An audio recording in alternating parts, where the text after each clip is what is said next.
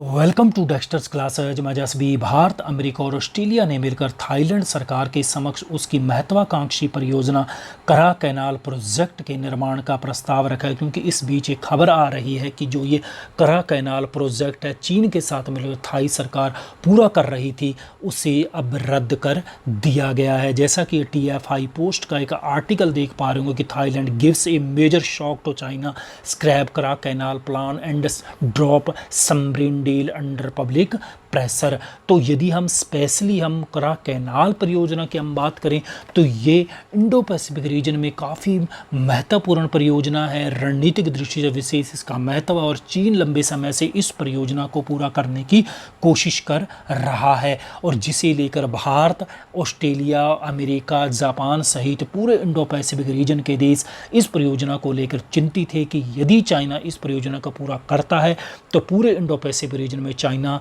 की दादागिरी बढ़ जाएगी, उसका एकाधिकार स्थापित हो जाएगा। इसलिए किसी न किसी तरीके से ये तमाम देश चाइना को इस परियोजना से अलग थलग करने की कोशिश में लगे हुए थे, जो अब जाकर ये सपना साकार होता हुआ नजर आ रहा है। तो फ्रेंड्स, आज के वीडियो हम इसी करा कैनाल प्रोजेक्ट के ऊपर बात करेंगे। बने रहेगा वीडियो में आगे बढ़े उससे पहले निवेदन है कि यदि चैनल को सब्सक्राइब नहीं किया तो चैनल को सब्सक्राइब कर लीजिएगा। अब हम बात कर लेते हैं करा कैनाल प्रोजेक्ट है क्या। दरअसल कि देखिए, ये पहली बात तो ये कि थाईलैंड का एक महत्वाकांक्षी प्रोजेक्ट करा कैनाल जो थाईलैंड के दक्षिण में बनाई जा रही है। क्यों दक्षिण में बनाई है? क्योंकि ये नहर बन गई तो दक्षिणी चीन सागर और हिंद महासागर को जोड़ेगी, यानी कि इस कैनाल से दोनों सागर यानी कि हिंद महासागर और दक्षिणी चीन सागर एक दूसरे के साथ कनेक्ट हो जाएंगे। क्योंकि ज्योग्राफिकल लोकेशन की हम दृष्टि से देखें तो थाईलैंड दक्षिण पूर्व एशिया में ऐसी लोकेशन पर बैठा हुआ है कि जिसके पूर्वी तट पर दक्षिणी चीन सागर स्थित और पश्चिमी तट पर उसके हिंद महासागर स्थित, और यह एक स्वेज नहर की तरह ही इस करा कैनाल नहर को भी पूरा करने की कोशिश में लगा हुआ है। क्योंकि जो ये यदि हम स्वेज नहर की हम बात करें, पनामा नहर की बात करें, तो इसी प्रकार ये दो बड़े महासागरों को जोड़ता है। जैसे आप स्वेज नहर का नाम सुना होगा कि इन्होंने हिंद अरब सागर और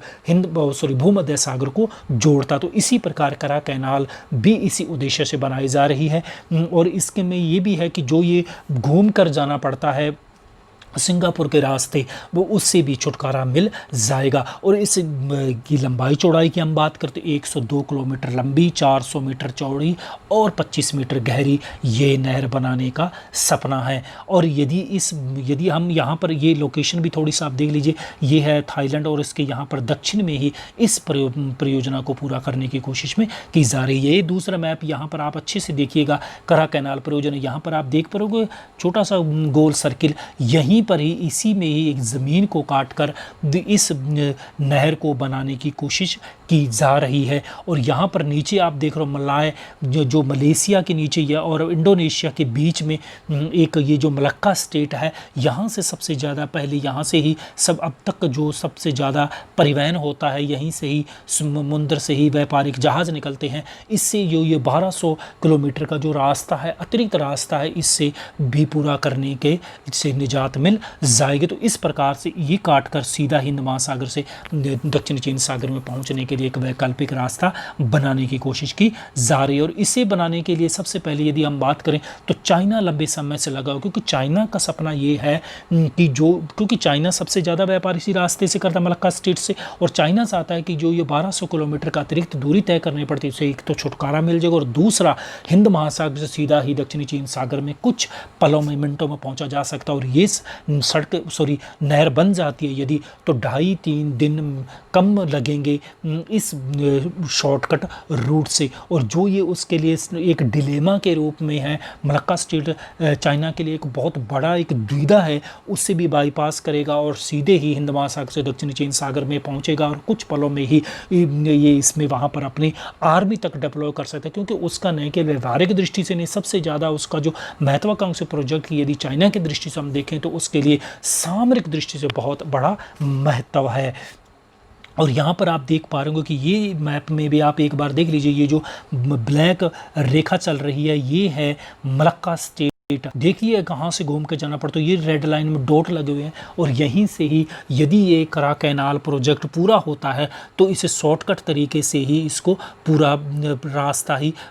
आधा हो जाएगा, यानी 2.5-3 दिन पहले ही अपने गंतव्य मार्ग पर मंजिल पर पहुंचा जा सकता है। और यदि हम इसके अलावा यदि हम बात करें तो थाईलैंड सरकार के द्वारा न केवल करा कैनाल परियोजना से चाइना को अलग कर दिया गया, बल्कि पर्यावरण के आधार पर अभी ये भी कहा गया कि इससे पर्यावरण को बहुत बड़ा नुकसान होगा, इसीलिए इस परियोजना को बंद किया जा रहा है। और इसके अलावा चीन जो 2 सबमरीन युआन क्लास S-26T दे रहा था $724 मिलियन में, उसे भी 2022 के लिए स्थगित कर दिया गया है, जिसके ये कहा जा रहा है कि जनता का विरोध हो रहा है, क्योंकि देखिए थाईलैंड